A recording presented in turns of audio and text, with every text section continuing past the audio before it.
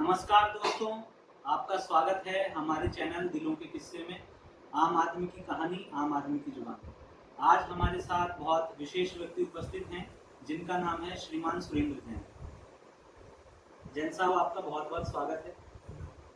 और हम आपसे चाहेंगे कि अपना कोई संक्षिप्त जीवन परिचय आप हमारे दर्शकों को बताएं। ऐसा है भैया, पहले तो घर में जो साधारण जीवन बिताता था, उसके बाद फिर मैंने जो है वहाँ से मुनीमगिरी का कोर्स किया। फिर मैं मुनीम रहा, कंप्यूटर वगैरह चल दिए। फिर उसके बाद वो काम खत्म हो गया। फिर मैंने पटना से आयुर्वेद रत्न किया। तब मैं जो है पहले बड़ो 10 साल इलाज करा, काफ़ी समय तक। और अब तो मैं थक गया हूँ, बेहतर साल है। तो जैन साहब, हम आपकी बात से ये समझ पाए कि ये जो सारी बीमारियां हैं, मधुमेह हुआ, दिल का दौरा हुआ और या अन्य प्रकार के जो दौरे हैं, वो वास्तविक बीमारी नहीं है, अपितु किसी न किसी और बीमारी के कारण पैदा। हाँ, और आप ये नब्ज पकड़ के पता लगा लेते हैं कि बीमारी का जो जड़ है वो क्या है। और हमने ये देखा है कि जो आधुनिक विज्ञान है, एलोपैथी, उसमें डायग्नोस ही नहीं कर पाते हैं, बीमारी का पता ही नहीं लगा पाते कि बीमारी क्या है व्यक्ति को, और लोग मर जाते हैं। अरे भैया, आयुर्वेदिक महान ज्ञान है और आयुर्वेद में सब पता लग जाता है। नब्ज की चाल से हम सब पता लगा लेते हैं कि इसको जो है कौन सा रोग है, और फिर उस समझने की कोशिश करते हैं। फिर ये समझते हैं कि ये रोग कब से है, पहले इससे क्या था, किससे ये रोग बना, किससे ये रोग बढ़ा। फिर हम ये सब कारण जानते, फिर उससे हम लोग पूछते हैं अपने लक्षण बताओ, मरीज से लक्षण पूछते हैं। लक्षण पूछने के बाद फिर हम जो है इस निष्कर्ष पर पहुँचते हैं कि इसको फला दवाई से और फिर हम उसका उसी तरीके का इलाज करते हैं। लेकिन इलाज में कोई लूट में खसोटने वाली बात नहीं है मेरे पास, क्योंकि हम जैन हैं और हमारा अधिकार है जन सेवा करने। इसलिए जो है हम कोई लूट में खसोटने वाली बात कुछ नहीं है हमारे पास। हमारे पास है जन सेवा करने, मात्र सिर्फ 200 रुपये फीस लेता हूँ मैं, इसके अलावा कुछ नहीं।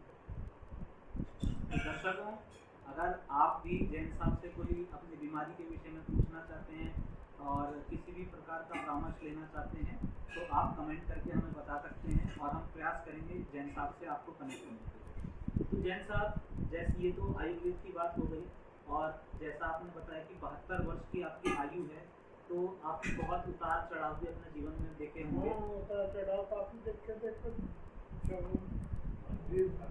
जिस घर में हम पैदा हुए थे वो साधारण घर है। अपना मेहनत करते थे, मेहनत करके अपना कमा के खाते थे। जब हम थोड़े बहुत जो है हाई स्कूल हमने कर लिया, फिर उसके बाद हमने जो है मुनीमगिरी सीखने के बाद हमने सीख लिया। हमेशा संघर्ष किया, लेकिन जब मुनीमगिरी फेल हो गई क्योंकि कंप्यूटर वगैरह चल गए, तो फिर हमारी पूरी गई। फिर हमने ये काम शुरू किया, इससे चला रही थी। लेकिन अब हमारे दिमाग में ये बात आ चुकी है कि पता नहीं कितनी उम्र बाकी है, कितनी नहीं है। अब साथ में क्या जा रहा है, दूसरे की जन सेवा इससे अच्छा और कोई बात होना नहीं।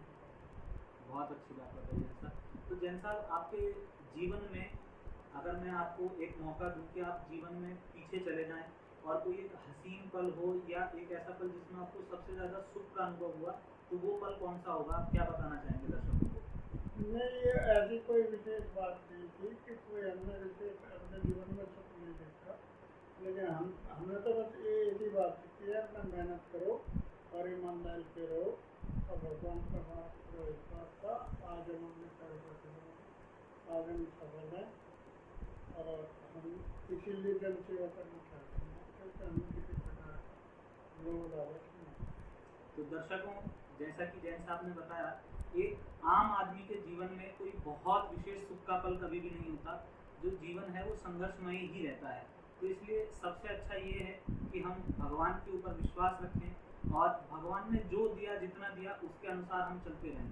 तो ये 72 वर्ष के आयु के जो व्यक्ति हैं वो आपको बताना चाह रहे हैं। तो जैन साहब, कुछ ऐसा पल भी रहा होगा अपने जीवन में, क्योंकि मनुष्य को कहा जाता है गलतियों का पुतला है, तो सभी कुछ ना कुछ गलती करते हैं, और आपको पीछे समय में जाने का मौका दिया जाए कि आप अपनी एक गलती को बदल सकें, तो वो गलती कौन सी होगी? ऐसा है, देखो गलती दो तरीके से होती है, एक जाने में होती है, एक अनजाने में होती है। जो अनजाने में होती है तो वो आदमी जल्दी कवर कर लेता है, लेकिन जो जानबूझ के होती है उसके लिए आदमी उसका उठाना पड़ता है। अब हमसे भी अनजाने में भी हुई और जाने में भी हुई। तो जो अनजाने में हुई उसके लिए हमने दूसरे से क्षमा मांग ली।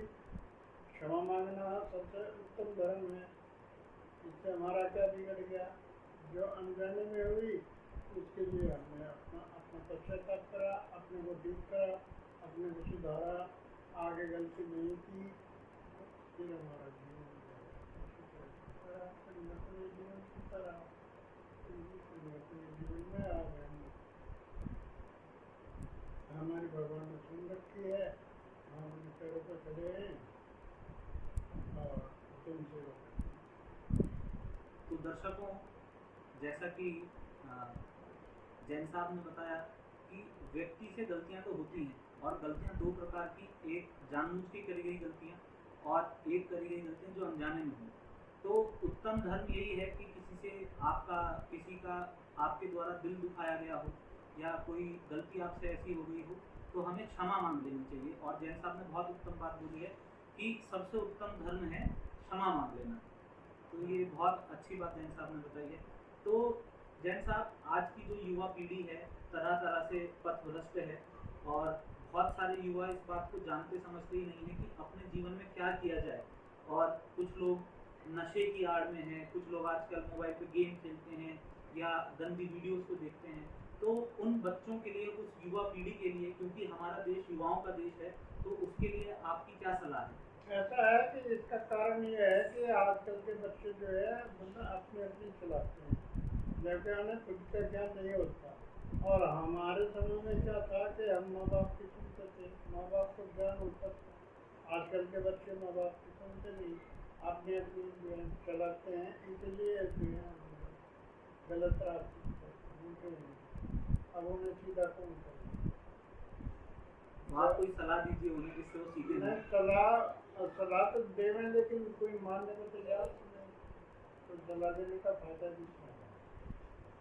जिसको मान लो अच्छी बात होता है, वो जो है उल्टा पड़े, तो अच्छी बात बताने का फायदा क्या है? वो नहीं जानता है कि मैं गलत काम कर रहा हूँ, मैं अच्छा कर रहा हूँ। अरे सबका दिल जो है बताता है कि ये काम गलत है, ये सही है, लेकिन वो इसके बावजूद भी गलती करते हैं। तो ये होती है जानबूझ के की हुई गलती, और ये जानबूझ के गलती की हुई गलती जो है ये तो भोगनी ही पड़ेगी, आज ना समय आने के बाद। तो जो हमारे युवा दर्शक देख रहे हैं, मैं उनको बता देना चाहता हूं कि जैन साहब आपको एक सलाह दे रहे हैं कि अपने जो बड़े बूढ़े हैं, जिन्होंने अपने उम्र से, अपनी आयु से कुछ अनुभव पाया है, उनका जो अनुभव है वो आपके साथ साझा करते हैं। तो उनको ऐसा मत समझिए कि ये तो पुरानी बातें हैं, इनको क्या जानकारी है। अगर आप ऐसा समझेंगे तो आपको सलाह देने के लिए भी कोई नहीं बचेगा। आज हम जैन साहब जो कि 72 वर्ष की आयु में बैठे हैं, उनसे प्रश्न कर रहे हैं, आपके लिए सलाह मांग रहे हैं, तो वो भी ये कह रहे हैं कि बच्चे आजकल किसी की सुनते नहीं, उन्हें सलाह देने का क्या लाभ। तो इसीलिए मैं आपसे यही गुजारिश करूँगा कि आप अपने बड़ों की ज़्यादा से ज़्यादा सलाह मानें। और जैन साहब का बहुत बहुत आभार प्रकट करता हूँ कि उन्होंने अपने कीमती समय में से हमारे दर्शकों के लिए कुछ समय निकाल के दिया। बहुत बहुत धन्यवाद जैन साहब। आप सभी व्यूअर्स का भी बहुत बहुत धन्यवाद हमारी इस वीडियो को देखने के लिए। अगर आपको वीडियो अच्छी लगी है तो इसको लाइक कीजिए, फैमिली फ्रेंड्स के साथ सब्सक्राइब कीजिए, और अगर आप भी इस तरीके से, आपके पास भी कुछ अनुभव हैं अपने जीवन से, तो हमें बताइए, हम आपका भी इंटरव्यू लेने आएंगे। आप इस वीडियो में कमेंट कर सकते हैं। आपका बहुत बहुत धन्यवाद। नमस्कार।